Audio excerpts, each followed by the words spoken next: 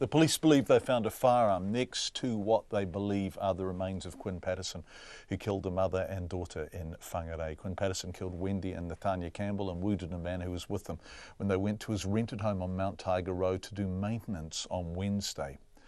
The police have now confirmed that Patterson, who had been jailed as revealed on checkpoint last night for a violent attack on a policeman in 1983, possessed a number of firearms but did not hold a firearms licence. Real estate expert David Faulkner, whose company trains property managers, says the tragedy highlights how risky that job can sometimes be. He says those risks may be growing as low-income people and those on the margins come under increasing financial pressure in their homes. Sometimes the property manager's just seen as the scapegoat, and the tenant could have all types of issues going in their life. They'll look for a scapegoat. Along comes the property manager. In this case, they've just become a victim of a horrendous crime. Are there any background checks that you know of that would have shown up that this person, Quinn Patterson, did jail time for repeatedly stabbing a police officer back when he was a young man and nearly killing him? Yeah. Well, there are companies out there, and your property management companies will be using certain companies which will do the background checks. So you'll load in the tenant's details. It will come up with things like tenant history, whether they've got bad debts, in some cases police checks. I'm not 100% that something of a crime which happened so long ago would have shown up.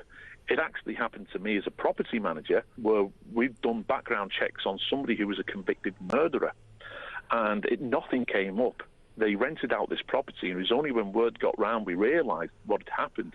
And we'd done our thorough background checks. This is going back, a few years ago now.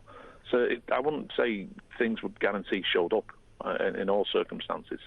So do you need better access to police records? Do you need the police to actually help you out with a thorough background check of police records? Anything that helps identify, the background of an individual will always help. But what sort of access do you have, though, to police records? If you go to the police and say, is this guy a murderer? What are they going to tell you that? Well, in the case which happened with our company, it didn't. And we use background checks. So there are companies now which can access criminal records. So I'm not 100% if I would say what the actual crime was, but then that may be up to the property managers to do a bit more due diligence and find out, a bit more about the individual.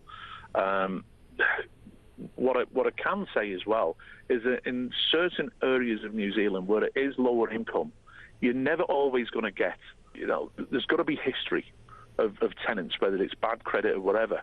It depends on the location. And I've seen it myself in lower income areas, or where there's areas where the properties are quite remote. Try to get that perfect tenant. You're not always going to get them. So you may just go with your gut feeling after you're doing your background checks, with consultation with the landlord, and pick the best out of what may be a bad bunch of tenant applications. David Faulkner talking to Lois Williams.